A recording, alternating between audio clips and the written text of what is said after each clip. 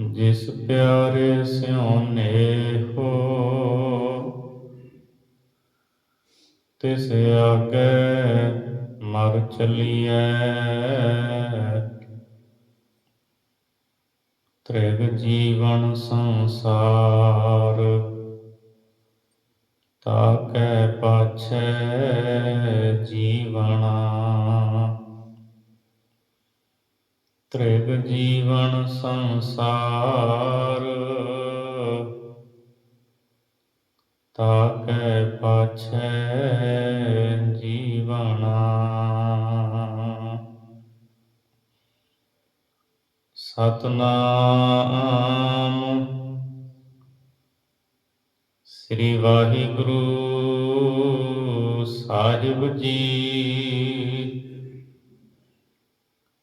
सुनी पुकार दातार प्रभ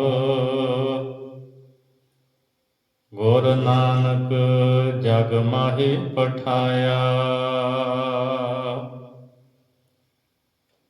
सुनी पुकार दातार प्रभ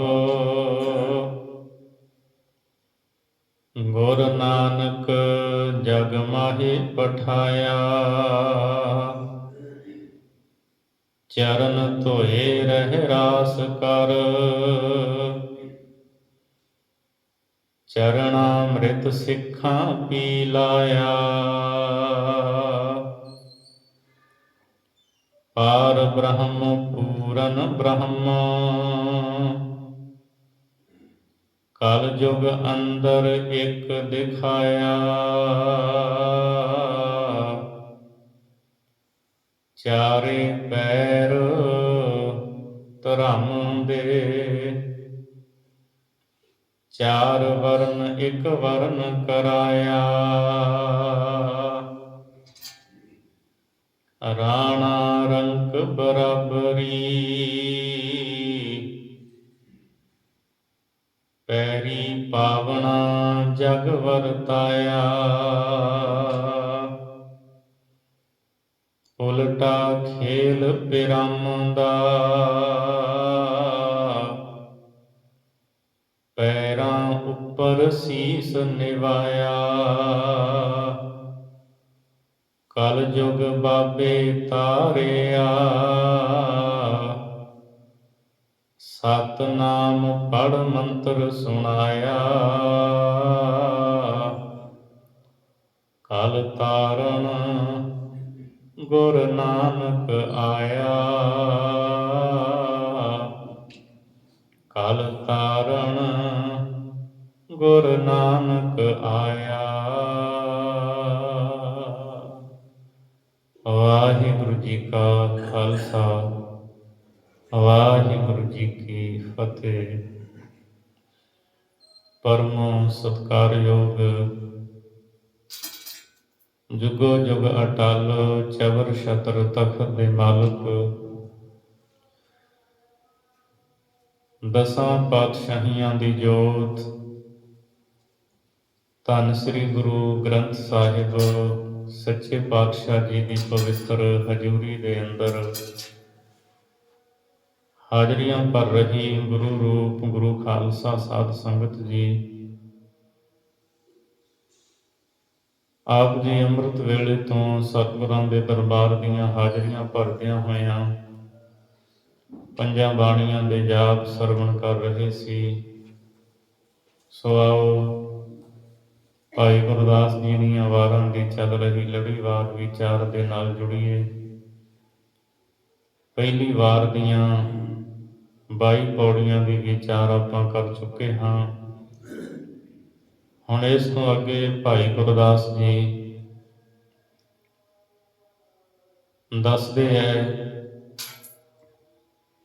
धर्म रूप धौल ओदी पुकार सुनी गई परमात्मा दे दर ते फिर आप वाहिगुरु परमात्मा सरगुण स्वरूप लैके संसार दे विच आया। गुरु नानक साहब का प्रकाश होया। पिछली पौड़ी दे विच आपां सरवण कीता सी वरत्या पाप जगतर ते ਧੌਲ ਉਡੀਣਾ ਨਿਸ ਦਿਨ ਰੋਆ, ਬਾਝ ਦਇਆ ਬਲਹੀਣ ਹੋਏ, ਨਿਕਰ ਚੱਲੇ ਰਸਾਤਲ ਟੋਆ, ਖੜਾ ਇਕ ਤੇ ਪੈਰ ਤੇ, ਪਾਪ ਸੰਗ ਬਹੁ ਭਾਰਾ ਹੋਆ, ਥੰਮੇ ਕੋਇ ਨਾ ਸਾਧ ਬਿਨ, ਸਾਧ ਨਾ ਦਿਸੈ ਜਗ ਵਿੱਚ ਕੋਆ, ਧਰਮ ਧੌਲ ਪੁਕਾਰੇ ਤਲੈ ਖੜੋਆ। ਸੋ ਜਦੋਂ ਚਾਰੇ ਪਾਸੇ ਪਾਪ ਹੀ ਪਾਪ ਵਰਤ ਗਏ, ਜ਼ੁਲਮ ਦੀ ਹਨੇਰੀ ਝੁੱਲ ਗਈ, ਕੋਈ ਵੀ ਸ਼ੁਭ ਕਰਮ ਧਰਮ ਉਹਦੇ ਵਿੱਚ ਲੋਕਾਂ ਦੀ ਪ੍ਰੀਤ ਨਾ ਰਹਿ ਗਈ। ਧਰਮ ਦੇ ਚਾਰ ਪੈਰ ਜਿਨ੍ਹਾਂ ਦੇ ਸਹਾਰੇ ਇਹ ਖਲੋਂਦਾ ਏ, ਤਿੰਨ ਪੈਰ ਚਲੇ ਗਏ। ਧਰਮ ਦੇ ਤਿੰਨ ਅੰਗ ਜਿਹੜੇ ਸੀ ਉਹ ਖਤਮ ਹੋ ਗਏ। ਸਿਰਫ ਦਾਨ ਹੀ ਦਾਨ ਰਹਿ ਗਿਆ। ਲੋਕੀ ਦਾਨ ਕਰਨ ਨੂੰ ਹੀ ਵੱਡਾ ਧਰਮ ਸਮਝਦੇ ਸੀ। ਸੋ ਇਸ ਧੌਲ ਨੇ ਭਾਵ ਇਹ ਹੈ ਕਿ ਇੱਥੋਂ ਦੇ ਲੋਕਾਂ ਦੀ ਜੋ ਆਤਮਾ ਸੀ, ਪੁਕਾਰ ਕੀਤੀ, ਹੈ ਵਾਹਿਗੁਰੂ ਪਰਮੇਸ਼ਰ ਨਿਰੰਕਾਰ, ਤੂੰ ਆਪ ਆ, ਸਾਡੇ ਪਾਪਾਂ ਦੇ ਭਾਰ ਦੀ ਨਿਵਰਤੀ ਕਰ, ਸਾਨੂੰ ਦਰਸ਼ਨ ਦੇ, ਸਾਡੇ ਵਰਗੀ ਬੋਲੀ ਬੋਲ, ਸਾਨੂੰ ਸਹਾਰਾ ਦੇ, ਅਸੀਂ ਡੁੱਬਦੇ ਜਾ ਰਹੇ ਹਾਂ, ਜ਼ੁਲਮ ਦੀ ਭੱਠੀ ਵਿੱਚ ਅਸੀਂ ਸੜ ਰਹੇ ਹਾਂ, ਆ ਕੇ ਸਾਨੂੰ ਕਿਰਪਾ ਕਰਕੇ ਬਚਾ। ਧਰਮ ਰੂਪ ਜੋ ਧੌਲ ਸੀ, ਉਹਦੀ ਪੁਕਾਰ ਪਰਮਾਤਮਾ ਦੇ ਦਰ ਤੇ ਸੁਣੀ ਗਈ। ਮਹਾਰਾਜ ਨੇ ਵੀ ਬਾਣੀ ਵਿੱਚ ਬਚਨ ਕੀਤੇ ਹੈ, ਕਲ ਮਲ ਹੋਈ ਮੇਦਨੀ, ਅਰਦਾਸ ਕਰੇ ਲਿਵ ਲਾਏ, ਸੱਚੇ ਸੁਣਿਆ ਕੰਨ ਦੇ, ਧੀਰਕ ਦੇਵੈ ਸਹਿਜ ਸੁਭਾਏ। ਪਾਪਾਂ ਨਾਲ ਗ੍ਰਸੀ ਹੋਈ ਧਰਤੀ ਦੀ ਪੁਕਾਰ ਪਰਮਾਤਮਾ ਦੇ ਦਰ ਤੇ ਸੁਣੀ ਗਈ। ਸੋ ਆਓ 23ਵੀਂ ਪੌੜੀ ਹੈ ਪਹਿਲੀ ਵਾਰ ਦੀ, ਪਿਆਰ ਦੇ ਨਾਲ ਸਰਵਣ ਕਰੀਏ ਜੀ। ਵਾਹਿਗੁਰੂ ਜੀ ਸੁਣੀ ਪੁਕਾਰ ਦਾਤਾਰ ਪ੍ਰਭ, ਗੁਰ ਨਾਨਕ ਜਗ ਮਾਹੇ ਪਠਾਇਆ। ਖਾਸ ਕਰਕੇ ਜਦੋਂ ਵੀ ਧੰਨ ਸ੍ਰੀ ਗੁਰੂ ਨਾਨਕ ਦੇਵ ਮਹਾਰਾਜ ਜੀ ਦਾ ਪ੍ਰਕਾਸ਼ ਪੁਰਬ ਆਉਂਦਾ ਹੈ, ਕੱਤਕ ਦੀ ਪੂਰਨਮਾਸ਼ੀ, ਤਾਂ ਬਹੁਤ ਪਿਆਰ ਦੇ ਨਾਲ ਭਾਈ ਗੁਰਦਾਸ ਦੀਆਂ ਵਾਰਾਂ ਦੇ ਵਿੱਚੋਂ ਇਹ ਪੌੜੀਆਂ ਪੜ੍ਹੀਆਂ ਜਾਂਦੀਆਂ ਨੇ। ਅਨੇਕਾਂ ਪੌੜੀਆਂ ਹਨ ਜੋ ਸਾਰਿਆਂ ਦੀ ਵਿਚਾਰ ਅੱਗੇ ਆ ਜਾਵੇਗੀ। ਸੁਣੀ ਪੁਕਾਰ ਦਾਤਾਰ ਪ੍ਰਭ, ਭਾਈ ਗੁਰਦਾਸ ਜੀ ਕਹਿੰਦੇ ਹੈ ਦਾਤਾਰ ਪ੍ਰਭੂ ਪਰਮੇਸ਼ਰ ਨੇ ਧਰਮ ਰੂਪ ਧੌਲ ਦੀ ਪੁਕਾਰ ਸੁਣੀ। ਜਿਹੜਾ ਧੌਲ ਸੀ ਨਾ, ਭਾਵ ਧਰਮ, ਲੋਕਾਂ ਦੀ ਆਤਮਾ, ਉਹਦੀ ਪੁਕਾਰ ਨੂੰ ਸੁਣਿਆ। ਗੁਰ ਨਾਨਕ ਜਗ ਮਾਹੇ ਪਠਾਇਆ। ਪੁਕਾਰ ਨੂੰ ਸੁਣ ਕੇ ਫਿਰ ਝੱਟ ਹੀ ਛੇਤੀ ਹੀ ਧੰਨ ਗੁਰੂ ਨਾਨਕ ਦੇਵ ਜੀ ਨੂੰ ਸੰਸਾਰ ਦੇ ਦੁੱਖਾਂ, ਸੰਸਾਰ ਦੇ ਲੋਕ, ਉਹਨਾਂ ਦੇ ਦੁੱਖਾਂ ਨੂੰ ਨਾਸ਼ ਕਰਨ ਲਈ ਸੰਸਾਰ ਦੇ ਵਿੱਚ ਭੇਜਿਆ। ਆਉਣ ਵਾਲਾ ਵੀ ਉਹ ਆਪ ਹੈ ਤੇ ਭੇਜਣ ਵਾਲਾ ਵੀ ਆਪ ਹੀ ਹੈ। ਕਿਉਂਕਿ ਅਸੀਂ ਸਾਹਿਬ ਦੇ ਬਚਨ ਪੜ੍ਹਦੇ ਹਾਂ ਬਾਣੀ ਦੇ ਵਿੱਚ, ਆਪ ਨਾਰਾਇਣ ਕਲਾ ਧਾਰ, ਜਗ ਮਹਿ ਪਰਵਰਿਓ, ਨਿਰੰਕਾਰ ਆਕਾਰ, ਜੋਤ ਜਗ ਮੰਡਲ ਕਰਿਓ। ਆਪ ਹੀ ਨਿਰੰਕਾਰ ਸਰਗੁਣ ਸਰੂਪ ਦੇ ਵਿੱਚ ਆਇਆ ਹੈ। ਭਾਵ ਇਹ ਹੈ ਕਿ ਨਿਰਗੁਣ ਤੇ ਸਰਗੁਣ ਉਹਦੇ ਦੋ ਰੂਪ ਨੇ। ਨਿਰਗੁਣ ਨੇ ਸਰਗੁਣ ਨੂੰ ਸੰਸਾਰ ਦੇ ਵਿੱਚ ਭੇਜਿਆ ਹੈ, ਪਠਾਇਆ ਦਾ ਅਰਥ ਭੇਜਿਆ। ਨਿਰਗੁਣ ਸਰੂਪ ਦੇ ਵਿੱਚ ਵੀ ਉਹ ਆਪ ਹੈ ਤੇ ਸਰਗੁਣ ਰੂਪ ਵੀ ਧਾਰ ਕੇ ਆਉਂਦਾ ਹੈ। ਜਦੋਂ ਕੋਈ ਪੁਕਾਰ ਕਰਦਾ ਹੈ, ਉਹਨੂੰ ਚੇਤੇ ਕਰਦਾ ਹੈ, ਪੀੜਾ ਨੂੰ, ਦੁੱਖਾਂ ਨੂੰ ਹਰਦਾ ਹੈ। ਸੁਣੀ ਪੁਕਾਰ ਦਾਤਾਰ ਪ੍ਰਭ, ਗੁਰ ਨਾਨਕ ਜਗ ਮਾਹੇ ਪਠਾਇਆ। ਦਾਤੇ ਨੇ ਪੁਕਾਰ ਸੁਣ ਲਈ ਤੇ ਨਿਰਗੁਣ ਸਰੂਪ ਨੇ ਸਰਗੁਣ ਸਰੂਪ ਨੂੰ ਸੰਸਾਰ ਦੇ ਵਿੱਚ ਭੇਜਿਆ। ਚਰਨ ਧੋਏ ਰਹਿ ਰਾਸ ਕਰ, ਚਰਨ ਅੰਮ੍ਰਿਤ ਸਿੱਖਾਂ ਪੀ ਲਾਇਆ। ਧੰਨ ਗੁਰੂ ਨਾਨਕ ਦੇਵ ਸੱਚੇ ਪਾਤਸ਼ਾਹ ਮਹਾਰਾਜ ਜੀ ਦਾ ਪ੍ਰਕਾਸ਼ ਕੱਤਕ ਦੀ ਪੂਰਨਮਾਸ਼ੀ ਨੂੰ ਰਾਏ ਭੋਏ ਦੀ ਤਲਵੰਡੀ ਵਿਖੇ ਬਾਬਾ ਕਲਿਆਣ ਚੰਦ ਜੀ ਦੇ ਗ੍ਰਹਿ ਵਿਖੇ ਮਾਤਾ ਤ੍ਰਿਪਤਾ ਜੀ ਦੀ ਕੁੱਖ ਤੋਂ ਹੋਇਆ। ਸੱਚੇ ਪਾਤਸ਼ਾਹ ਨੇ ਵੱਡੀ ਰਹਿਮਤ ਕੀਤੀ, ਕਿਉਂਕਿ ਮਾਤਾ ਪਿਤਾ ਦੀ ਇੱਕ ਜਨਮ ਦੀ ਨਹੀਂ ਕਈ ਜਨਮਾਂ ਦੀ ਭਗਤੀ ਵੱਧ ਗਈ ਸੀ, ਔਰ ਇਹ ਮਨ ਵਿੱਚ ਭਾਵਨਾ ਸੀ ਪਰਮੇਸ਼ਰ ਆਪ ਸਾਡੇ ਘਰ ਦੇ ਵਿੱਚ ਆਵੇ, ਆਪ ਉਹ ਅਵਤਾਰ ਲਵੇ। ਕਈ ਜਨਮਾਂ ਦੀ ਭਗਤੀ ਤੋਂ ਬਾਅਦ ਵਾਹਿਗੁਰੂ ਪਰਮਾਤਮਾ ਨੇ ਆਪ ਤਲਵੰਡੀ ਦੇ ਵਿੱਚ ਅਵਤਾਰ ਧਾਰਿਆ। ਤਲਵੰਡੀ ਦੇ ਭਾਗ ਜਾ ਗਏ। ਮਹਾਰਾਜ ਸੱਚੇ ਪਾਤਸ਼ਾਹ ਨੇ ਫਿਰ ਕੀ ਰਹਿਮਤ ਕੀਤੀ ਇੱਥੇ ਆ ਕੇ, ਚਰਨ ਧੋਏ ਰਹਿਰਾਸ ਕਰ। ਭਾਈ ਗੁਰਦਾਸ ਜੀ ਕਹਿੰਦੇ ਚਰਨ ਧੋ ਕੇ ਇਹ ਰੀਤੀ ਮਰਿਆਦਾ ਮਹਾਰਾਜ ਨੇ ਕੀਤੀ। ਤੇ ਜਦੋਂ ਵੀ ਕੋਈ ਸਤਿਗੁਰੂ ਪਾਤਸ਼ਾਹ ਦੇ ਕੋਲ ਆਉਂਦਾ, ਸਿੱਖੀ ਦੀ ਜਾਚਨਾ ਕਰਦਾ, ਮਹਾਰਾਜ ਜੀ ਚਰਨ ਧੋ ਕਰਕੇ ਜਲ ਨੂੰ ਚਰਨਾਂ ਦਾ ਅੰਗੂਠਾ ਛੁਹਾ ਕਰਕੇ ਸੱਚੇ ਪਾਤਸ਼ਾਹ ਜੀ ਉਹਨੂੰ ਦਿੰਦੇ। ਉਹ ਛਕਦਾ। ਮਹਾਰਾਜ ਜੀ ਗੁਰਸਿੱਖੀ ਦੀ ਸਿੱਖਿਆ ਦੇ ਕਰਕੇ ਉਹਨੂੰ ਆਪਣਾ ਸਿੱਖ ਬਣਾ ਲੈਂਦੇ। ਫਿਰ ਦਸਵੇਂ ਪਾਤਸ਼ਾਹ ਜੀ ਨੇ ਇਸ ਚਰਨਾਮ੍ਰਿਤ ਦੀ ਜੋ ਮਰਿਆਦਾ ਸੀ, ਇਸ ਨੂੰ ਖੰਡੇ ਦੀ ਬਾਹੁਲ ਵਿੱਚ ਮਹਾਰਾਜ ਨੇ ਤਬਦੀਲ ਕਰ ਦਿੱਤਾ, ਉਹਦੇ ਵਿੱਚ ਹੀ ਸਮਾ ਦਿੱਤਾ। ਤੇ ਦਸਵੇਂ ਪਾਤਸ਼ਾਹ ਜੀ ਨੇ ਗੁਰੂ ਕੇ ਸਿੱਖਾਂ ਨੂੰ ਅੰਮ੍ਰਿਤ ਦੀ ਦਾਤ ਬਖਸ਼ੀ। ਪਾਂਚ ਸਿੰਘ ਜੋ ਅੰਮ੍ਰਿਤ ਦੇਵੈ, ਤਾ ਕੋ ਸਿਰ ਧਰ ਛਕ ਪੁਨ ਲੇਵੈ। ਪੁਨ ਮਿਲ ਪਾਂਚੋ ਰਹਿਤ ਜੋ ਭਾਖੈ, ਤਾ ਕੋ ਦ੍ਰਿੜ ਕਰ ਮਨ ਮਹਿ ਰਾਖੈ। ਸੋ ਪਹਿਲਾਂ ਚਰਨਾਮ੍ਰਿਤ ਦੀ ਹੀ ਮਰਿਆਦਾ ਸੀ। ਇੱਥੇ ਸਤਿਗੁਰੂ ਨੇ ਆ ਕੇ ਇਹ ਰੀਤ ਜਿਹੜੀ ਹੈ ਚਰਨ ਧੋਣ ਦੀ ਕਾਇਮ ਕੀਤੀ। ਚਰਨਾਂ ਦਾ ਅੰਮ੍ਰਿਤ ਆਪਣੇ ਪਿਆਰੇ ਸਿੱਖਾਂ ਨੂੰ ਮਹਾਰਾਜ ਨੇ ਪਿਲਾਇਆ, ਬਖਸ਼ਿਆ। ਪਾਰ ਬ੍ਰਹਮ ਪੂਰਨ ਬ੍ਰਹਮ, ਕਲ ਯੁਗ ਅੰਦਰ ਇੱਕ ਦਿਖਾਇਆ। ਪਾਰ ਬ੍ਰਹਮ ਪ੍ਰਕਿਰਤੀ ਦੇ ਪਾਰਾਵਾਰ ਤੋਂ ਪਰੇ ਹੈ, ਸਾਰਿਆਂ ਥਾਵਾਂ ਤੇ ਹੈ ਪਰਮੇਸ਼ਰ ਵਾਹਿਗੁਰੂ ਬ੍ਰਹਮ। ਮਹਾਰਾਜ ਨੇ ਕਲਯੁਗ ਦੇ ਵਿੱਚ ਉਹ ਇੱਕ ਦਿਖਾਇਆ ਹੈ। ਅਨੇਕਤਾ ਦੀ ਪੂਜਾ ਤੋਂ ਕੱਢ ਕੇ ਇੱਕ ਵਾਹਿਗੁਰੂ ਦੇ ਚਰਨਾਂ ਦੇ ਲੜ ਲਾਇਆ ਹੈ। ਪਾਤਸ਼ਾਹ ਨੇ ਕਿਹਾ ਉਹ ਇੱਕ ਹੈ,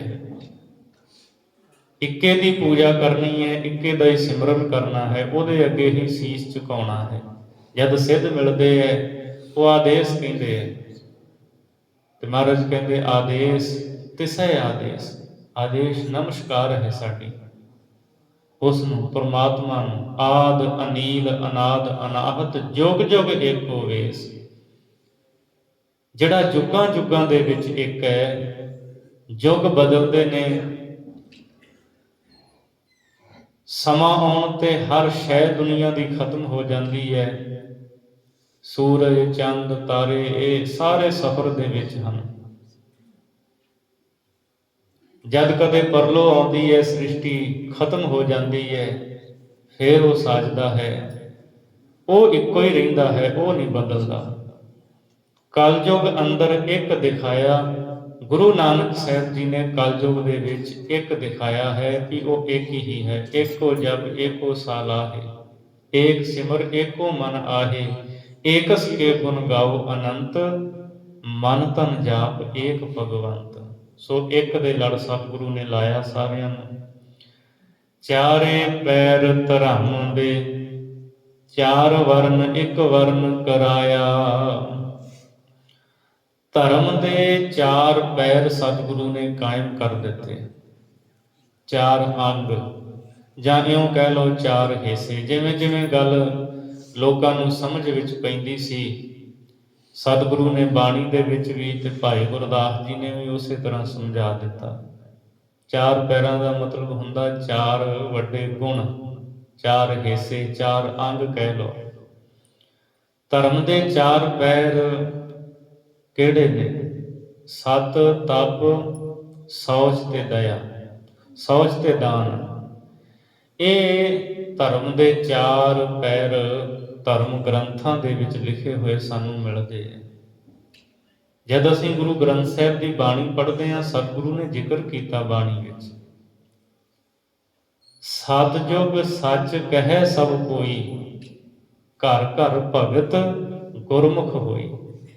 ਮਹਾਰਾਜ ਕਹਿੰਦੇ ਸਤਿਜੁਗ ਵਿੱਚ ਲੋਕ ਸੱਚ ਬੋਲਦੇ ਸੀ,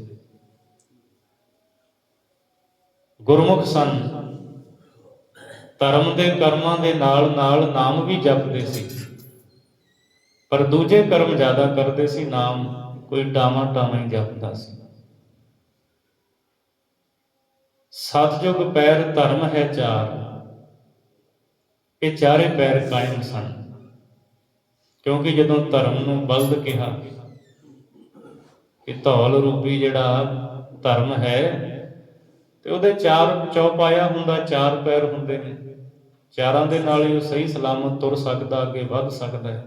ਪਰ ਜੇ ਇੱਕ ਇੱਕ ਪੈਰ ਉਹਦਾ ਖਤਮ ਹੁੰਦਾ ਜਾਏ, ਫਿਰ ਉਹਨੂੰ ਸਹਾਰਾ ਨਹੀਂ ਮਿਲਦਾ।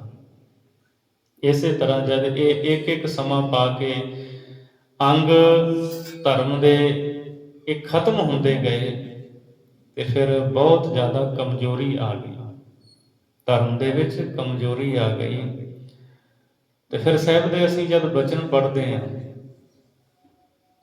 ਤ੍ਰੇਤਾ ਆਇਆ, ਤ੍ਰੇਤਾ ਇੱਕ ਕਲ ਕੀਨੀ ਦੂਰ, ਫਿਰ ਇੱਕ ਕਲਾ ਭਾਵ ਇੱਕ ਅੰਗ ਇੱਕ ਪੈਰ ਚਲਿਆ ਗਿਆ, ਪਖੰਡ ਵਰਤ ਗਿਆ ਚਾਰੇ ਪਾਸੇ। ਦੁਆਪਰ, ਜਦੋਂ ਦੁਆਪਰ ਆਇਆ, ਫਿਰ ਦਵੈਤ ਨੇ ਜ਼ੋਰ ਪਾ ਲਿਆ, ਤੇ ਧਰਮ ਦੇ ਫਿਰ ਦੋ ਪੈਰ ਹੀ ਰਹਿ ਗਏ, ਤੇ ਕਲਯੁਗ ਦੇ ਵਿੱਚ ਫਿਰ ਇੱਕ ਹੀ ਰਹਿ ਗਿਆ। ਸਤ ਵੀ ਚਲਿਆ ਗਿਆ, ਤਪ ਵੀ ਚਲਿਆ ਗਿਆ, ਤੇ ਸੌਚ ਜਿਹੜੀ ਪਵਿੱਤਰਤਾ ਸੀ, ਤਨ ਦੀ ਪਵਿੱਤਰਤਾ ਤੇ ਮਨ ਦੀ ਪਵਿੱਤਰਤਾ, ਦੋਵੇਂ ਹੀ ਚਲੀਆਂ ਗਈਆਂ। ਇੱਕ ਪੈਰ ਰਹਿ ਗਿਆ ਕਲਯੁਗ ਵਿੱਚ, ਉਹ ਕਿਹੜਾ? ਉਹ ਦਾਨ। ਲੋਕ ਦਾਨ ਕਰਕੇ ਹੀ ਸਮਝਦੇ ਸੀ ਬਸ ਅਸੀਂ ਧਰਮੀ ਹਾਂ, ਤੇ ਦਾਨ ਕਰਕੇ ਹੀ ਸਮਝਣਾ ਵੀ ਸਾਡਾ ਭਲਾ ਹੈ, ਕਲਿਆਣ ਹੈ। ਸੱਚੇ ਪਾਤਸ਼ਾਹ ਨੇ ਕਿਹਾ ਨਹੀਂ, ਇੱਕ ਪੈਰ ਦੇ ਨਾਲ ਨਹੀਂ, ਜੇ ਚਾਰੇ ਪੈਰ ਕਾਇਮ ਹੋਣ ਤਾਂ ਹੀ ਜਿਹੜਾ ਧੌਲ ਰੂਪੀ ਧਰਮ ਹੈ ਉਹ ਅੱਗੇ ਵੱਧਦਾ ਹੈ ਤੇ ਆਪਣੀ ਮੰਜ਼ਿਲ ਤੇ ਪੁੱਜਦਾ ਹੈ। ਜੀਵਨ ਦੇ ਵਿੱਚ ਸੱਤ ਵੀ ਹੋਵੇ, ਸੱਚ ਨੂੰ ਗ੍ਰਹਿਣ ਕਰਨਾ, ਸਤਵਾਦੀ ਜੀਵਨ ਹੋਣਾ, ਸੱਚ ਦਾ ਲੜ ਫੜਨਾ, ਸੱਚੇ ਦਾ ਨਾਮ ਜਪਣਾ, ਤੇ ਤਪ। ਤਪ ਕਹਿੰਦੇ ਹੈ ਤਪੱਸਿਆ ਨੂੰ, ਸੇਵਾ ਕਰਨੀ, ਘਾਲਣਾ ਘਾਲਣੀ, ਇਹ ਵੱਡਾ ਤਪ ਹੈ। ਮਹਾਰਾਜ ਨੇ ਬਾਣੀ ਵਿੱਚ ਕਿਹਾ, ਗੁਰ ਸੇਵਾ ਤਪਾਂ ਸਿਰ ਤਪ ਸਾਰ। ਗੁਰੂ ਦੀ ਜਿਹੜੀ ਸੇਵਾ ਹੈ ਇਹ ਸਾਰੇ ਤਪਾਂ ਤੋਂ ਸ਼੍ਰੋਮਣੀ ਤਪ ਹੈ, ਵੱਡਾ ਤਪ ਹੈ। ਦੂਜਾ ਹੋ ਗਿਆ ਤਪ, ਤੇ ਤੀਜਾ ਹੋ ਗਿਆ ਸੌਚ। ਜਿੱਥੇ ਤਨ ਦੀ ਪਵਿੱਤਰਤਾ, ਉੱਥੇ ਬਾਣੀ ਪੜ੍ਹਦੇ ਆ ਮਨ ਦੀ ਪਵਿੱਤਰਤਾ ਹੋਣੀ ਹੈ, ਮਨ ਦੇ ਭੈੜੇ ਵਿਚਾਰ ਜਿਹੜੇ ਆ ਉਹ ਦੂਰ ਹੋਣੇ। ਅਸੀਂ ਰੋਜ਼ ਆਨੰਦ ਸਾਹਿਬ ਵਿੱਚ ਪੜ੍ਹਦੇ ਹਾਂ ਕਿ ਤਨ ਤੇ ਮਨ ਅੰਦਰੋਂ ਵੀ ਤੇ ਬਾਹਰੋਂ ਵੀ ਮਹਾਰਾਜ ਕਹਿੰਦੇ ਪਵਿੱਤਰ ਹੋ। ਤੇ ਜਿਹੜੇ ਸਿਰਫ ਬਾਹਰੋਂ ਹੀ ਪਵਿੱਤਰ ਨੇ, ਅੰਦਰ ਮੈਲ ਭਰੀ ਹੋਈ ਹੈ, ਪਾਤਸ਼ਾਹ ਜੀ ਕਹਿੰਦੇ ਉਹ ਸਫਲ ਨਹੀਂ ਹੁੰਦੇ। ਜੀ ਆਹੋ ਮੈਲੇ ਬਾਹਰੋਂ ਨਿਰਮਲ, ਬਾਹਰੋਂ ਤਾਂ ਨਿਰਮਲ।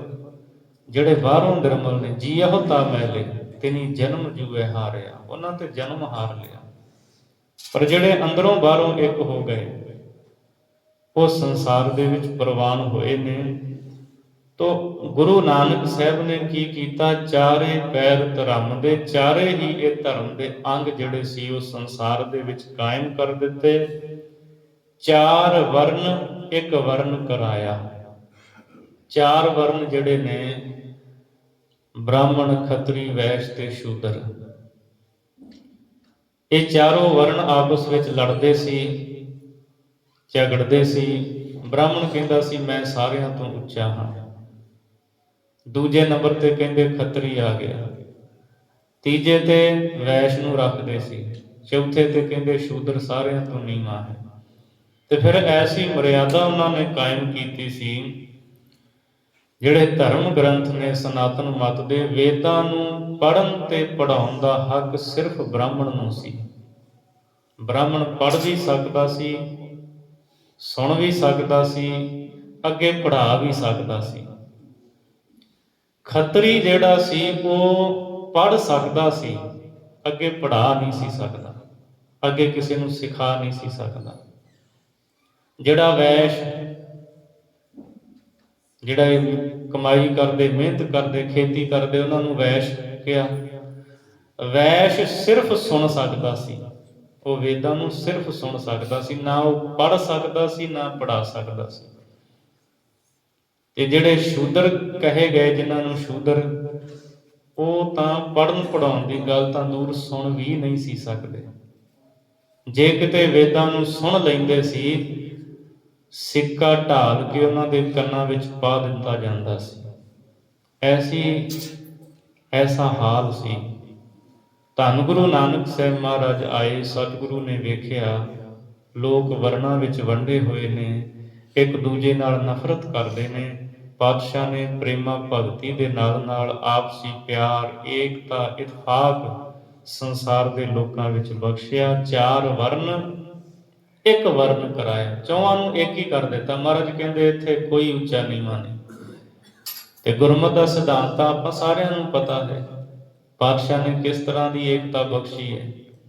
ਸਾਰੇ ਇੱਕ ਵਿਛਾਈ ਤੇ ਬੈਠਦੇ ਨੇ, ਗੁਰੂ ਦਰਬਾਰ ਦੇ ਵਿੱਚ ਇਕੱਠੇ ਬੈਠਦੇ ਨੇ। ਇੱਥੇ ਕੋਈ ਉੱਚਾ ਨਹੀਂ, ਕੋਈ ਨੀਵਾਂ ਨਹੀਂ। ਕਿੰਨਾ ਪਿਆਰ ਸਤਿਗੁਰੂ ਨੇ ਪੈਦਾ ਕੀਤਾ ਹੈ। ਪਰ ਉਦੋਂ ਬ੍ਰਾਹਮਣ ਦੀ ਵੱਖਰੀ ਚੌਂਕੀ ਲੱਗਦੀ ਸੀ, ਉਹਨੇ ਦੂਜਿਆਂ ਤੋਂ ਉੱਚੇ ਹੀ ਬਹਿਣਾ ਹੈ। ਸੱਚੇ ਪਾਤਸ਼ਾਹ ਨੇ, ਫਿਰ ਗੁਰੂ ਅਮਰਦਾਸ ਮਹਾਰਾਜ ਜੀ ਨੇ ਪਹਿਲੇ ਪੰਗਤ ਪਾਛੈ ਸੰਗਤ, ਇਹ ਮਰਿਆਦਾ ਟੋਰ ਦਿੱਤੀ। ਹੁਣ ਪੰਗਤ ਵਿੱਚ ਬਹਿ ਕੇ ਜਦ ਆਪਾਂ ਸਾਰੇ ਪ੍ਰਸ਼ਾਦਾ ਛਕਦੇ ਹਾਂ, ਮਹਾਰਾਜ ਨੇ ਕਿਹਾ ਵੀ ਇੱਥੇ ਕੋਈ ਉੱਚਾ ਨੀਵਾਂ ਨਹੀਂ। ਪਰ ਉਦੋਂ ਕੀ ਸੀ, ਉਹ ਬ੍ਰਾਹਮਣ ਕਹਿੰਦਾ ਸੀ ਮੈਂ ਤੇ ਇੱਥੇ ਲੋਕਾਂ ਨਾਲ ਬਹਿ ਕੇ ਪ੍ਰਸ਼ਾਦਾ ਨਹੀਂ ਛਕਣਾ। ਕਈਆਂ ਦੇ ਭਰਮ ਵੀ ਸਤਿਗੁਰੂ ਨੇ ਦੂਰ ਕੀਤੇ। ਇੱਥੋਂ ਤੱਕ ਕਿ ਜਦ ਅਕਬਰ ਬਾਦਸ਼ਾਹ ਆਪ ਗੋਇੰਦਵਾਲ ਆਉਂਦਾ ਹੈ ਗੁਰੂ ਅਮਰਦਾਸ ਮਹਾਰਾਜ ਦੇ ਕੋਲ, ਉਹ ਵੀ ਲੰਗਰ ਵਿੱਚ ਬਹਿ ਕੇ ਪ੍ਰਸ਼ਾਦਾ ਛਕਦਾ ਹੈ, ਫਿਰ ਸਤਿਗੁਰੂ ਦੇ ਦਰਸ਼ਨ ਕਰਦਾ ਹੈ। ਗੁਰੂ ਘਰ ਦੀਆਂ ਰਹਿਮਤਾਂ ਤੋਂ ਉਹ ਜਾਣੂ ਸੀ। ਜਦੋਂ ਗੋਇੰਦਵਾਲ ਆਇਆ ਨਾ, ਜਿਹੜੇ ਉਹਦੇ ਅਹਿਲਕਾਰ ਕਰਮਚਾਰੀ, ਜਿਨ੍ਹਾਂ ਤਿਆਰੀ ਕਰਨੀ ਹੁੰਦੀ ਜਦੋਂ ਰਾਜੇ ਨੇ ਆਉਣਾ, ਤੇ ਉਹ ਵਿਛਾਈ ਕਰਨ ਲੱਗੇ ਅੱਗੇ ਅੱਗੇ। ਤੇ ਸਤਿਗੁਰੂ ਪਾਤਸ਼ਾਹ ਦੇ ਦਰ ਤੇ ਆਉਣ ਵੇਲੇ ਅਕਬਰ ਨੇ ਮਨਾਹੀ ਕਰ ਦਿੱਤੀ। ਕਹਿੰਦਾ ਜਿਹੜੇ ਮੈਟ ਟਾਟ ਵਿਛਾਏ ਚੱਕ ਦੋ ਸਾਰੇ, ਮੈਂ ਇਸੇ ਤਰ੍ਹਾਂ ਜਾਵਾਂਗਾ ਸਤਿਗੁਰੂ ਦੇ ਦਰ ਤੇ। ਤੋ ਜਿਨ੍ਹਾਂ ਨੇ ਕੁਝ ਪ੍ਰਾਪਤ ਕਰਨਾ ਹੁੰਦਾ, ਇਸ ਦਰ ਦੀਆਂ ਰਹਿਮਤਾਂ ਤੋਂ ਥੋੜ੍ਹਾ ਬਹੁਤ ਵੀ ਜਾਣੂ ਹੁੰਦੇ ਹੈ। ਉਹਨਾਂ ਨੂੰ ਪਤਾ ਹੁੰਦਾ ਹੈ ਕਿ ਇੱਥੇ ਆਉਣਾ ਕਿਵੇਂ ਹੈ, ਇੱਥੇ ਕਿਸ ਤਰ੍ਹਾਂ ਗੁਰੂ ਘਰ ਦੇ ਵਿੱਚ ਨਤਮਸਤਕ ਹੋਣਾ ਹੈ, ਸਤਿਗੁਰੂ ਦਾ ਸਤਿਕਾਰ ਕਿਵੇਂ ਕਰਨਾ ਹੈ। ਪਾਤਸ਼ਾਹ ਨੇ 4 ਵਰਨਾਂ ਤੋਂ ਇੱਕ ਵਰਨ ਕਰ ਦਿੱਤਾ, ਸਾਰਿਆਂ ਨੂੰ ਇੱਕ ਬਰਾਬਰ ਮਹਾਰਾਜ ਨੇ ਬਣਾ ਦਿੱਤਾ। ਰਾਣਾ ਰੰਕ ਬਰਾਬਰੀ, ਪੈਰੀ ਪਾਵਣਾ ਜਗ ਵਰਤਾਇਆ। ਰਾਣਾ ਰੰਕ, ਗਰੀਬ ਤੇ ਅਮੀਰ ਸਾਰਿਆਂ ਨੂੰ ਬਰਾਬਰ ਕਰ ਦਿੱਤਾ। ਇੱਥੇ ਕੋਈ ਵੱਡਾ ਨਹੀਂ, ਕੋਈ ਛੋਟਾ ਨਹੀਂ। ਇੱਥੇ ਤਾਂ ਜਿਨ੍ਹਾਂ ਲੋਕਾਂ ਨੂੰ ਦੁਰਕਾਰਿਆ ਗਿਆ ਸੀ, ਤੁਸੀਂ ਨੀਚ ਹੋ, ਤੁਸੀਂ ਨੀਵੀਂ ਜਾਤੀ ਦੇ ਹੋ, ਗੁਰੂ ਬਾਬਾ ਜੀ ਨੇ ਉਹਨਾਂ ਨੂੰ ਸੀਨੇ ਨਾਲ ਲਾਇਆ। ਨੀਚਾਂ ਅੰਦਰ ਨੀਚ ਜਾਤ, ਨੀਚੀ ਹੂੰ ਅਤ ਨੀਚ, ਨਾਨਕ ਤਿਨ ਕਹਿ ਸੰਗ ਸਾਥ, ਵੱਡਿਆਂ ਸਿਉ ਕਿਆ ਰੀਸ। ਜਿੱਥੈ ਨੀਚ ਸੰਭਾਲੀਆਂ ਤਿੱਥੈ ਨਦਰ ਤੇਰੀ ਬਖਸ਼ੀਸ। ਮਹਾਰਾਜ ਕਹਿੰਦੇ ਕੀ ਕਰਨਾ ਵੱਡਿਆਂ ਦੇ ਨਾਲ ਮਿਲ ਕੇ, ਜਿਨ੍ਹਾਂ ਦੇ ਅੰਦਰ ਹੰਕਾਰ ਹੈ, ਹਉਮੈ ਹੈ, ਜਿਹੜੇ ਪ੍ਰਮਾਤਮਾ ਦੀ ਇਸ ਖਲਕਤ ਨੂੰ ਨਫ਼ਰਤ ਕਰਦੇ ਹੈ, ਉਹਨਾਂ ਦੇ ਨਾਲ ਕੀ ਮੇਲ ਹੈ। ਪਿਆਰ ਵੰਡਿਆ, ਪਿਆਰ ਸਤਿਗੁਰੂ ਨੇ ਪ੍ਰਾਪਤ ਕੀਤਾ। ਪਾਤਸ਼ਾਹ ਨੇ ਰਾਣਾ ਤੇ ਰੰਕ, ਅਮੀਰ ਗਰੀਬ ਸਾਰੇ ਇੱਥੇ ਬਰਾਬਰ ਕਰ ਦਿੱਤੇ। ਪੈਰੀ ਪਾਵਣਾ ਜਗ ਵਰਤਾਇਆ। ਸ਼੍ਰੋਮਣੀ ਗੁਰਦੁਆਰਾ ਪ੍ਰਬੰਧਕ ਕਮੇਟੀ ਨੇ ਜੋ ਭਾਈ ਗੁਰਦਾਸ ਦੀਆਂ ਵਾਰਾਂ ਸੰਪਾਦਿਤ ਕੀਤੀਆਂ ਨੇ, ਸਿੱਖ ਰੈਫਰੈਂਸ ਲਾਇਬ੍ਰੇਰੀ ਦੇ ਵਿੱਚੋਂ ਜੋ ਪੁਰਾਣੇ ਹੱਥ ਲਿਖਤ ਭਾਈ ਗੁਰਦਾਸ ਦੀਆਂ ਵਾਰਾਂ ਨੇ, ਉਹਨਾਂ ਤੋਂ ਸੰਸ਼ੋਧਨ ਹੋਇਆ ਹੈ। ਉੱਥੇ ਸ਼ਬਦ ਪਾਵਣਾ ਲਿਖਿਆ ਹੈ। ਗਿਆਨੀ ਹਜ਼ਾਰਾ ਸਿੰਘ ਜੀ ਨੇ ਜਿਹੜਾ ਟੀਕਾ ਕੀਤਾ, ਉੱਥੇ ਪਵਨਾ ਸ਼ਬਦ ਹੈ, ਪਰ ਪਾਵਨਾ ਵਧੇਰੇ ਠੀਕ ਲੱਗਦਾ ਹੈ, ਕਿਉਂਕਿ ਸਿੱਖ ਰੈਫਰੈਂਸ ਲਾਇਬ੍ਰੇਰੀ ਦੇ ਵਿੱਚ ਬਹੁਤ ਸਾਰੀਆਂ ਪੁਰਾਣੀਆਂ ਹੱਥ ਲਿਖਤ ਭਾਈ ਗੁਰਦਾਸ ਦੀਆਂ ਵਾਰਾਂ ਹਨ, ਉਤੋਂ ਸੋਧ ਕੀਤੀ ਗਈ ਹੈ। ਪੈਰੀ ਪਾਵਣਾ ਜਗ ਵਰਤਾਇਆ। ਸੰਸਾਰ ਦੇ ਵਿੱਚ ਮਹਾਰਾਜ ਨੇ ਪੈਰਾਂ ਤੇ ਪਾਉਣਾ ਵਰਤਾ ਦਿੱਤਾ। ਭਾਵ ਅਤ ਨਿਮਰਤਾ ਦਾ ਗੁਣ ਜਿਹੜਾ ਸੀ ਉਹ ਆਪਣੇ ਸਿੱਖਾਂ ਨੂੰ ਸਿਖਾ ਦਿੱਤਾ। ਨਿਮਰਤਾ ਧਾਰ ਕੇ ਰਹਿਣਾ ਹੈ। ਉਲਟਾ ਖੇਲ ਬਿਰਾਮਾਂ ਦਾ, ਪੈਰਾਂ ਉੱਪਰ ਸੀਸ ਨਿਵਾਇਆ। ਪਰਮੇਸ਼ਰ ਦਾ ਉਲਟਾ ਖੇਲ ਵੇਖੋ, ਉਹਦੀ ਇਹ ਉਲਟੀ ਖੇਡ ਵੇਖੋ। ਸਿਰ ਜਿਹੜਾ ਨਾ ਉਹ ਉੱਚਾ ਹੈ, ਪੈਰ ਨੀਵੇਂ ਹੁੰਦੇ ਨੇ, ਪਰ ਕੀਤਾ ਕੀ ਉਹਨੇ? ਪੈਰਾਂ ਉੱਪਰ ਸੀਸ ਨਿਵਾਇਆ। ਇਹ ਉੱਚਾ ਜਿਹੜਾ ਸਿਰ ਸੀ ਉਹ ਪੈਰਾਂ ਦੇ ਉੱਤੇ ਝੁਕਾ ਦਿੱਤਾ। ਕਿਸੇ ਦਾ ਜਦ ਸਤਿਕਾਰ ਕਰਦੇ ਆ ਨਾ, ਪੈਰਾਂ ਤੇ ਸਿਰ ਜਿਹੜਾ ਰੱਖਿਆ ਜਾਂਦਾ, ਝੁਕਾਇਆ ਜਾਂਦਾ ਹੈ। ਇਹ ਪੁਰਾਤਨ ਇੱਥੋਂ ਦੀ ਸੰਸਕ੍ਰਿਤੀ ਸੀ। ਸੱਚੇ ਪਾਤਸ਼ਾਹ ਨੇ ਕਿਰਪਾ ਕੀਤੀ, ਭਾਵ ਜਿਹੜੇ ਨਿਮਰਤਾ ਨੂੰ ਧਾਰਨ ਵਾਲੇ ਆ ਨਾ, ਜਿਵੇਂ ਪੈਰ ਨੀਵੇਂ ਹੁੰਦੇ, ਜਿਨ੍ਹਾਂ ਦੇ ਅੰਦਰ ਨਿਮਰਤਾ ਹੁੰਦੀ ਹੈ ਨਾ, ਵੱਡੇ ਵੱਡੇ ਉਹਨਾਂ ਦੇ ਅੱਗੇ ਝੁਕ ਜਾਂਦੇ ਆ। ਤੇ ਜਿਹਨੂੰ ਝੁਕਣ ਦੀ ਜਾਚ ਆ ਜਾਏ ਉਹ ਕਦੀ ਟੁੱਟਦਾ ਨਹੀਂ ਹੁੰਦਾ। ਭਾਈ ਵੀਰ ਸਿੰਘ ਨੇ ਨਾ ਇੱਕ ਰੁਬਾਈ ਲਿਖੀ ਹੈ ਆਪਣੀਆਂ ਲਿਖਤਾਂ ਵਿੱਚ। ਉਹ ਲਿਖਦੇ ਨੇ ਕਿ ਇੱਕ ਦਿਨ ਸਮੁੰਦਰ ਨੇ, ਸ਼ਹੋ ਸਾਗਰ ਨੇ ਨਦੀਆਂ ਨੂੰ ਪੁੱਛ ਲਿਆ ਕਿ ਤੁਸੀਂ ਬਹੁਤ ਸਾਰੇ ਦਰਖਤ ਤੋੜ ਕੇ, ਪੁੱਟ ਕੇ, ਵਹਾ ਕੇ ਮੇਰੇ ਕੋਲ ਲੈ ਕੇ ਆਉਂਦੀਆਂ ਹੋ। ਨਦੀ ਨੂੰ ਪੁੱਛਦਾ ਹੈ ਨਦੀ, ਪਰ ਕਦੀ ਬੈਂਤ ਉਹ ਨਹੀਂ ਲਿਆਂਦਾ, ਬੈਂਤ ਦਾ ਬੂਟਾ। ਤੇ ਨਦੀ ਨੇ ਅੱਗੋਂ ਜਵਾਬ ਦਿੱਤਾ ਸੀ ਕਿ ਜਿਹੜੇ ਆਕੜ ਵਾਲੇ ਹੁੰਦੇ ਆ ਨਾ, ਜਿਹੜੇ ਝੁਕਦੇ ਨਹੀਂ, ਜੜ੍ਹਾਂ ਸਮੇਤ ਮੈਂ ਪੁੱਟ ਦਿੰਦੀ ਉਹਨਾਂ ਨੂੰ, ਪਰ ਜਿਨ੍ਹਾਂ ਨੂੰ ਝੁਕਣ ਦੀ ਜਾਂਚ ਆ ਜਾਂਦੀ ਹੈ ਉਹਨਾਂ ਦੇ ਅੱਗੇ ਮੇਰੀ ਕੋਈ ਪੇਸ਼ ਨਹੀਂ ਚੱਲਦੀ। ਸਾਗਰ ਪੁੱਛਦਾ ਨਦੀਏ, ਸਾਰੇ ਬੂਟੇ ਬੂਟੀਆਂ ਲਿਆਵੇਂ, ਪਰ ਨਾ ਕਦੇ ਬੈਂਤ ਦਾ ਬੂਟਾ ਇੱਥੇ ਆਣ ਪੁਚਾਵੇਂ। ਨਦੀ ਆਖਦੀ ਸੁਣ ਸਹੋ ਸਾਗਰ, ਆਕੜ ਵਾਲੇ ਸਭ ਬੂਟੇ ਪਟ ਸੁੱਟਾਂ, ਪਰ ਜੋ ਝੁਕੇ ਵਗੇ ਰੋਂ ਰੁੱਖ ਨੂੰ, ਪੇਸ਼ ਨਾ ਉਸ ਤੇ ਜਾਵੇ। ਜਿਹੜਾ ਝੁਕ ਜਾਂਦਾ ਹੈ ਉੱਥੇ ਕੋਈ ਪੇਸ਼ ਨਹੀਂ ਮਰੀ ਜਾਂਦੀ।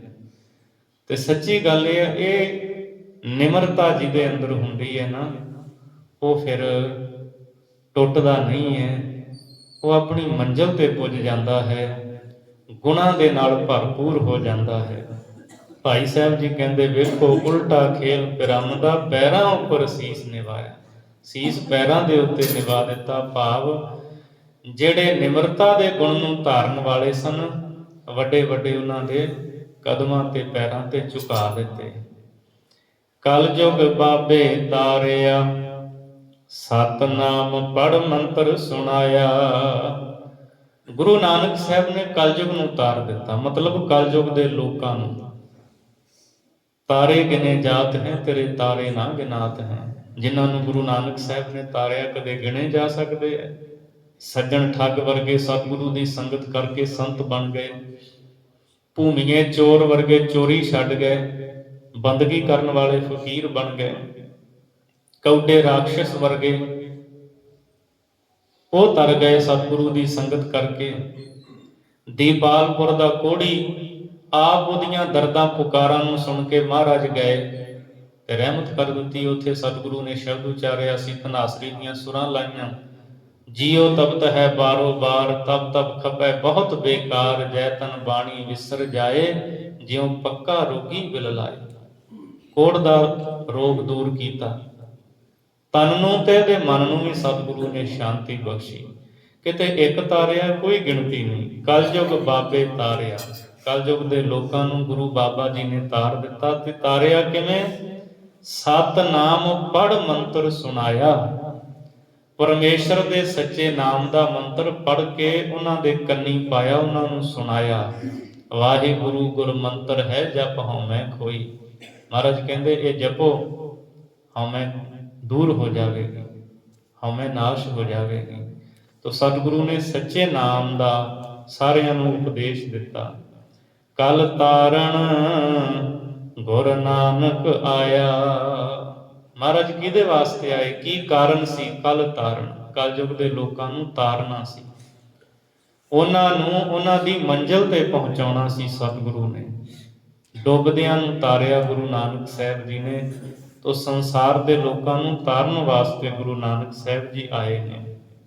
ਹੁਣ ਅਗਲੀ ਪੌੜੀ ਵਿੱਚ ਭਾਈ ਗੁਰਦਾਸ ਜੀ ਜ਼ਿਕਰ ਕਰਦੇ ਨੇ, ਪਹਿਲਾਂ ਬਾਬੇ ਪਾਇਆ ਬਖਸ਼ਦਰ, ਪਿੱਛੋਂ ਦੇ ਫਿਰ ਘਾਲ ਕਮਾਈ। ਜਦੋਂ ਮਹਾਰਾਜ ਨੇ ਉਦਾਸੀਆਂ ਸ਼ੁਰੂ ਕੀਤੀਆਂ ਨਾ, 4 ਉਦਾਸੀਆਂ ਕੀਤੀਆਂ ਗੁਰੂ ਬਾਬਾ ਜੀ ਨੇ, ਸਭ ਤੋਂ ਪਹਿਲਾਂ ਪਰਮਾਤਮਾ ਦੇ ਦਰ ਤੋਂ ਬਖਸ਼ਿਸ਼ ਪ੍ਰਾਪਤ ਕੀਤੀ। ਪਹਿਲਾਂ ਬਾਬੇ ਪਾਇਆ ਬਖਸ਼ਦਰ, ਪਿੱਛੋਂ ਦੇ ਫਿਰ ਘਾਲ ਕਮਾਈ। ਫਿਰ ਮਹਾਰਾਜ ਨੇ ਉਹਦੇ ਤੋਂ ਪਿੱਛੋਂ ਬਾਅਦ ਵਿੱਚ ਪਹਿਲੋਂ ਬਖਸ਼ਿਸ਼ ਪ੍ਰਾਪਤ ਕੀਤੀ ਪਰਮਾਤਮਾ ਦੇ ਦਰ ਤੋਂ, ਤੇ ਫਿਰ ਘਾਲ ਕਮਾਈ ਸ਼ੁਰੂ ਕੀਤੀ। ਥਾਂ ਥਾਂ ਜਾ ਕਰਕੇ ਲੋਕਾਂ ਨੂੰ ਉਪਦੇਸ਼ ਦਿੱਤਾ, ਕਿਉਂਕਿ ਗੁਰੂ ਬਾਬਾ ਜੀ ਨੇ ਲੋਕਾਂ ਦੀ ਪੁਕਾਰ ਸੁਣੀ ਸੀ। ਲੋਕਾਂ ਦੀ ਪੀੜ, ਲੋਕਾਂ ਦੇ ਦੁੱਖ ਮਹਾਰਾਜ ਦੇ ਸੀਨੇ ਨੂੰ ਵਿੰਨ ਰਹੇ ਸਨ। ਕਿਸੇ ਦੁਖੀ ਨੂੰ ਵੇਖ ਕਰਕੇ ਹਿਰਦਾ ਪਿਘਲ ਜਾਣਾ, ਇਹ ਗੁਰਮੁਖ ਜਿਹੜੇ ਹੁੰਦੇ ਐ ਉਹਨਾਂ ਦੇ ਹਿੱਸੇ ਆਉਂਦਾ ਹੈ। ਤੇ ਜਿਹਦੇ ਅੰਦਰ ਗੁਰਮੁਖਤਾਈ ਨਹੀਂ, ਉਹ ਤਾਂ ਦੁਖੀਆਂ ਨੂੰ ਹੋਰ ਦੁਖੀ ਕਰਦਾ ਹੈ। ਕਿਸੇ ਦੇ ਦੁੱਖ ਨੂੰ ਵੇਖ ਕੇ ਉਹਦਾ ਹਿਰਦਾ ਪਿਘਲਦਾ ਨਹੀਂ ਹੈ।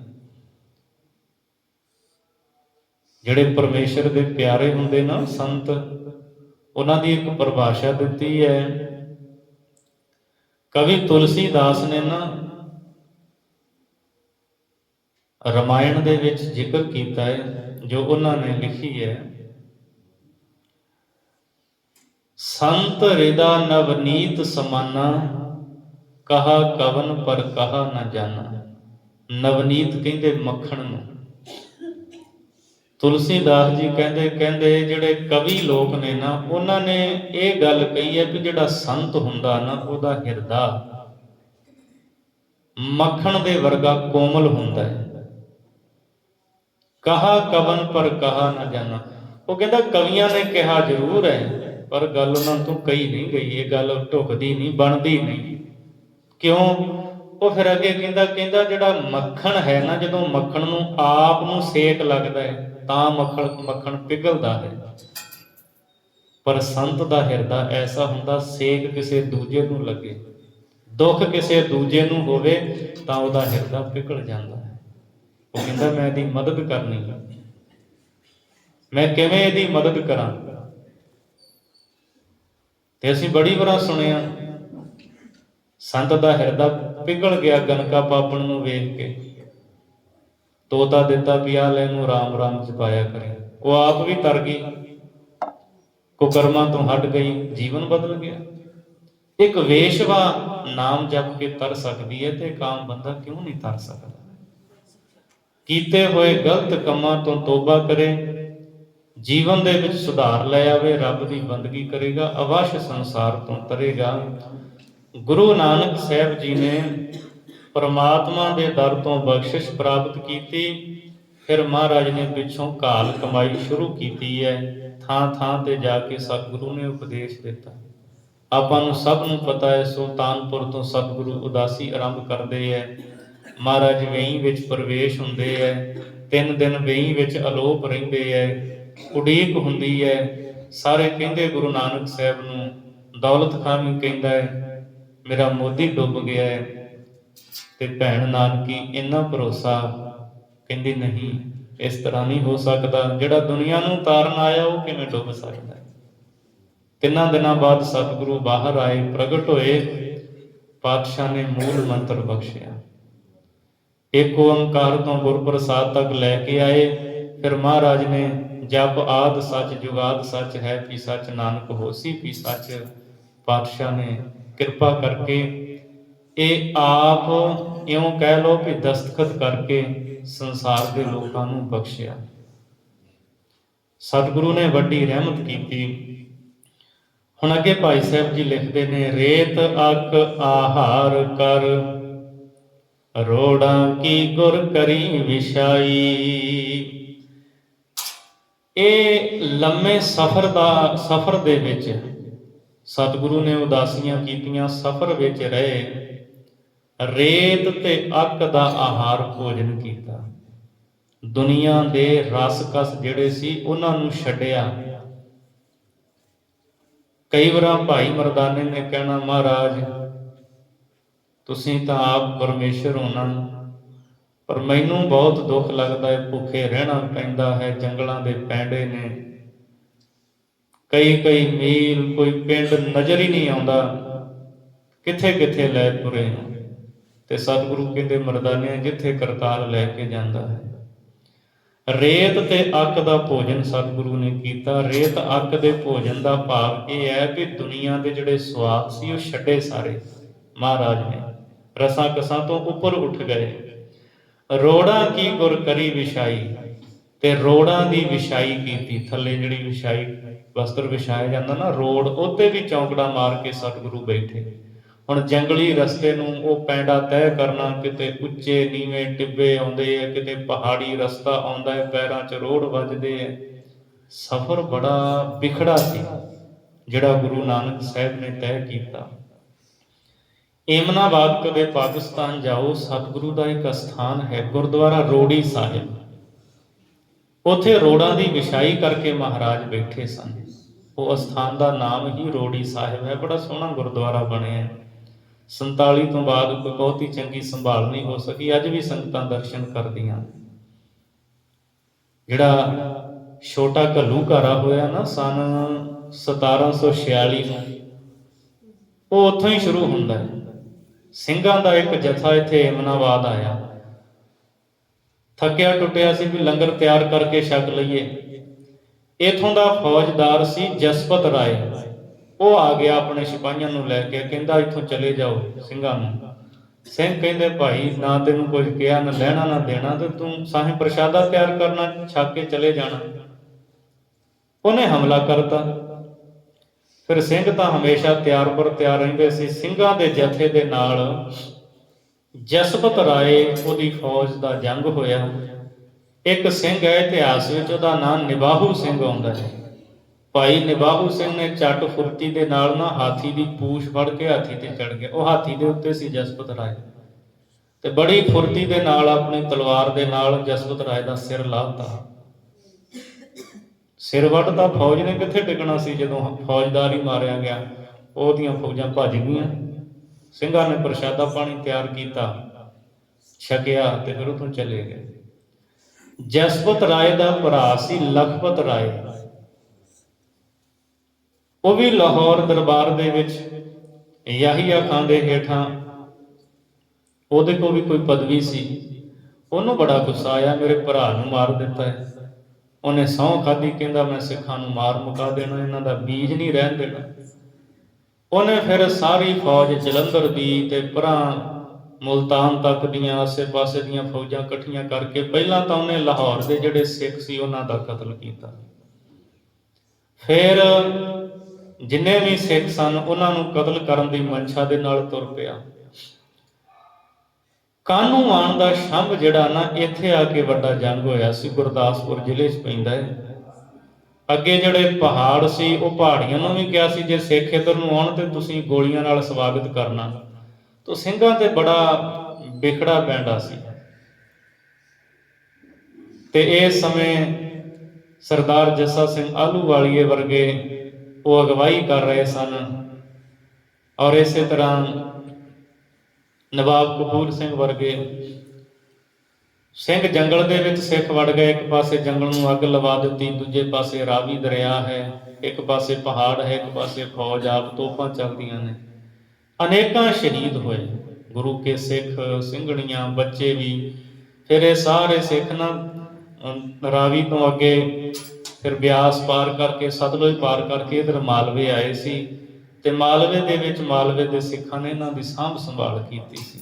ਉਹ ਛੋਟਾ ਘੱਲੂਘਾਰਾ ਉਦੋਂ ਹੋਇਆ ਸੀ ਰੋੜੀ ਸਾਹਿਬ, ਉੱਥੇ ਜਸਪਤ ਰਾਏ ਨੂੰ ਮਾਰਿਆ ਸੀ। ਸੋ ਰੋੜੀ ਸਾਹਿਬ ਅਸਥਾਨ ਹੈ। ਰੋੜਾਂ ਦੀ ਵਿਛਾਈ ਮਹਾਰਾਜ ਨੇ ਕੀਤੀ, ਉਹਦੇ ਤੇ ਬੈਠੇ। ਭਾਵ ਇਹ ਹੈ ਕਿ ਬਹੁਤ ਹੀ ਸਰੀਰਕ ਦੁੱਖ ਵੀ ਸਤਿਗੁਰੂ ਨੇ ਝੱਲੇ ਹੈ। ਭਾਰੀ ਕਰੀ ਤਪੱਸਿਆ ਵੱਡੇ ਭਾਗ ਹਰ ਸਿਉ ਬਣ ਆਈ। ਵੱਡੀ ਤਪੱਸਿਆ ਸਤਿਗੁਰੂ ਨੇ ਕੀਤੀ, ਪ੍ਰੇਮਾ ਭਗਤੀ ਕੀਤੀ ਹੈ, ਆਪ ਬੰਦਗੀ ਕੀਤੀ ਹੈ। ਵੱਡੇ ਭਾਗਾਂ ਦੇ ਨਾਲ ਪਰਮਾਤਮਾ ਦੇ ਨਾਲ ਸਤਿਗੁਰੂ ਦੀ ਪ੍ਰੀਤ ਬਣ ਆਈ ਹੈ। ਬਾਬਾ ਪੈਦਾ ਸੱਚਖੰਡ ਨੌ ਨਿਧ ਨਾਮ ਗਰੀਬੀ ਪਾਈ। ਪੈਦਾ ਦਾ ਅਰਥ ਹੁੰਦਾ ਪਹਿਨਾਇਆ ਗਿਆ, ਜਿਵੇਂ ਸਰੂਪਾ ਮਿਲਦਾ ਨਾ, ਸਤਿਕਾਰ ਹੁੰਦਾ ਹੈ। ਭਾਈ ਗੁਰਦਾਸ ਜੀ ਕਹਿੰਦੇ ਗੁਰੂ ਨਾਨਕ ਸਾਹਿਬ ਜੀ ਨੂੰ ਸੱਚਖੰਡ ਤੋਂ ਬਖਸ਼ਿਸ਼ ਪ੍ਰਾਪਤ ਹੋਈ ਹੈ। ਪੱਤ ਦੀ ਪੁਸ਼ਾਕ, ਇੱਜ਼ਤ ਦੀ ਪੁਸ਼ਾਕ ਮਹਾਰਾਜ ਨੂੰ ਪਹਿਨਾਈ ਗਈ ਸੱਚਖੰਡ ਤੋਂ। ਨਿਰਗੁਣ ਨੇ ਸਰਗੁਣ ਸਰੂਪ ਨੂੰ ਪੱਤ ਦੀ ਪੁਸ਼ਾਕ ਜਿਹੜੀ ਹੈ ਉਹ ਪਹਿਨਾਈ ਹੈ।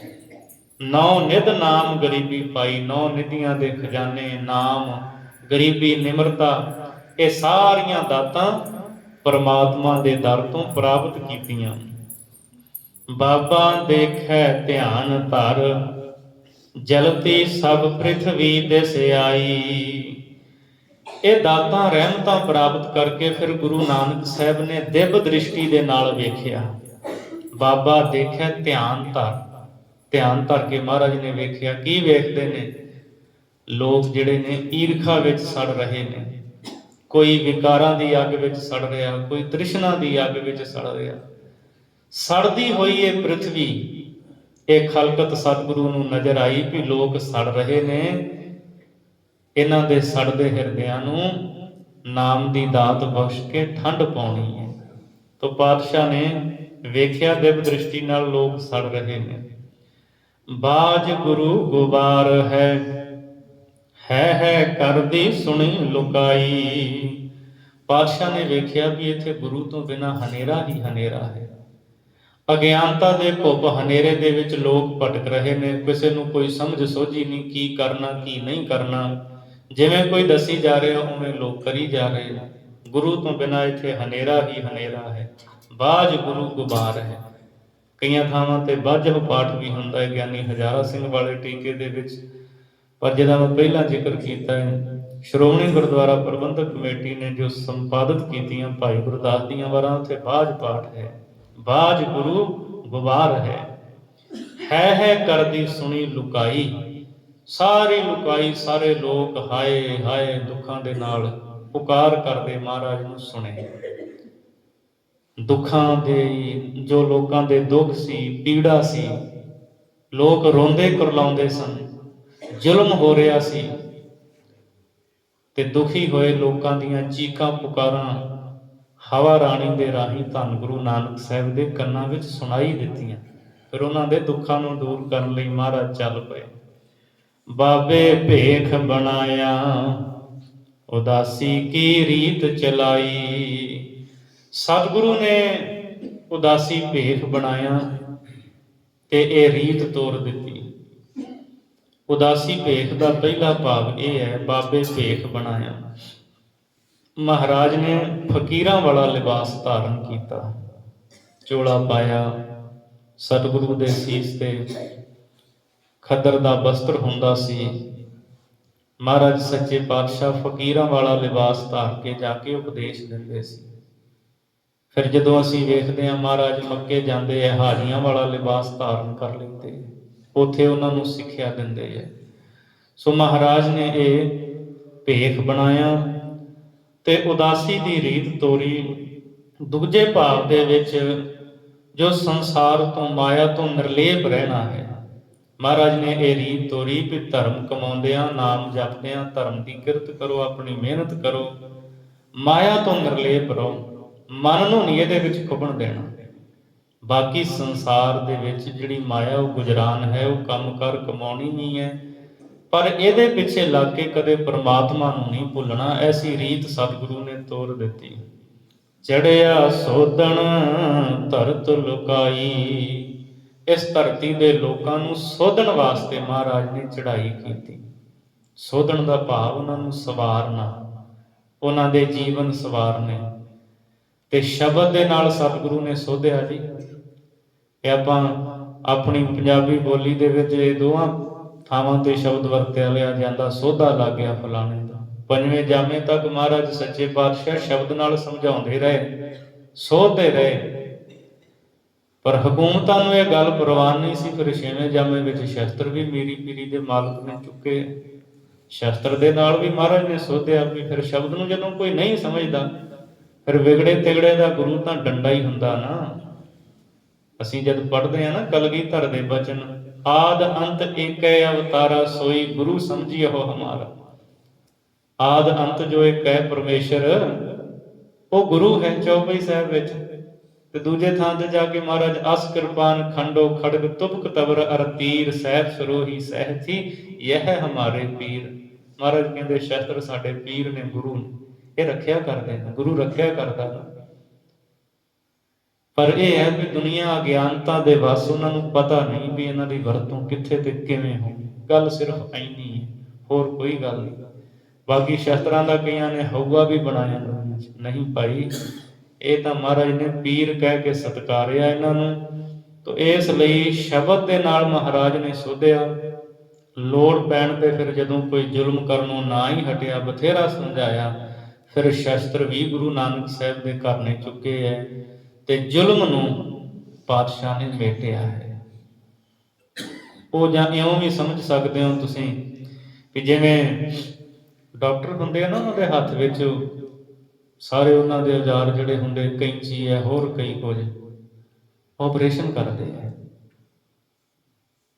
ਆਪਰੇਸ਼ਨ ਕਰਦਿਆਂ ਬੰਦੇ ਦੀ ਮੌਤ ਹੋ ਜਾਏ,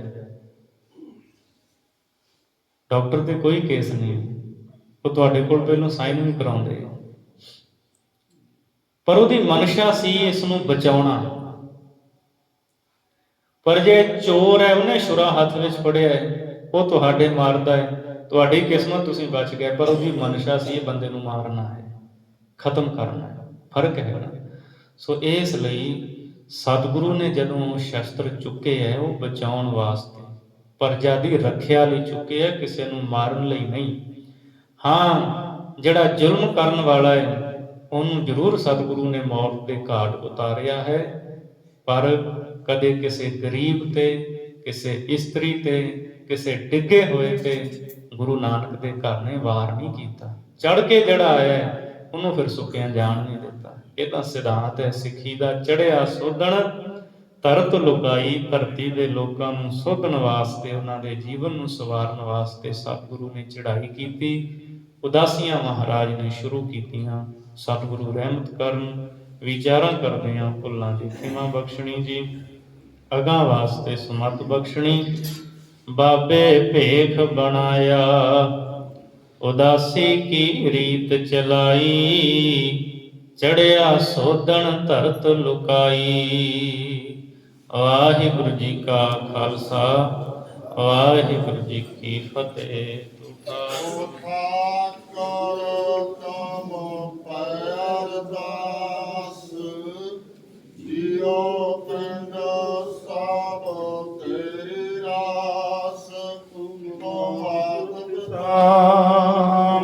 ਬਾਲਕ ਤੇਰੇ ਤੁਮਰੀ ਕਿਰਪਾ ਮੈਂ ਸੁਕਨੇ, ਜੀ ਕੋਈ ਨ ਜਾਣੇ ਤੁਮੰਤ, ਉੱਚੇ ਤੇ ਉੱਚਾ ਭਗਵੰਤ।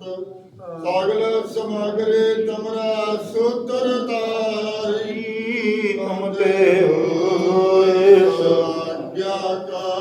ਜੀ ਤੁਮਰੇ ਕਾਤ ਮਿਤ ਤੁਮਹੀ ਜਾਣੀ। ਨਾਨਕ ਦਾਸ ਸਦਾ ਕੁਰਬਾਨ, ਤੁਧ ਆਗੇ ਅਰਦਾਸ ਹਮਾਰੀ। ਜਿਉ ਪਿੰਡ ਸਾਹਿ ਤੇਰਾ ਵਾਹਿਗੁਰੂ, ਕਹੁ ਨਾਨਕ ਸਾਹ ਤੇਰੀ ਵਡਿਆਈ। ਕੋਈ ਨਾਮ ਨਾ ਜਾਣੇ ਮੇਰੇ